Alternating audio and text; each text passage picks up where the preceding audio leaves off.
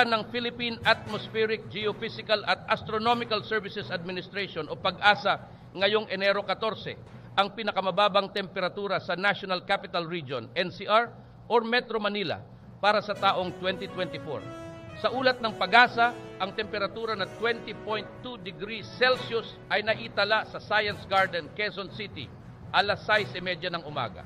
Ayon sa ahensya, ito ang pinakamalamig na araw sa Kalakhang, Maynila ngayong taon. Base sa monitoring ng PAGASA, ito ang pinakamababang temperatura na naitala sa National Capital Region, NCR, mula nang magsimula ang taong 2024. Inaasahan pa ng PAGASA na mananatili ang mas malamig na temperatura sa Metro Manila at Baguio City, kung saan naitala rin ang temperatura na 12.8 degrees Celsius kahapon. Sa iba pang lugar, naitala ang temperatura na 18.6 degrees Celsius sa Tanay, Rizal, habang 19.8 degrees naman sa Abukay, Bataan.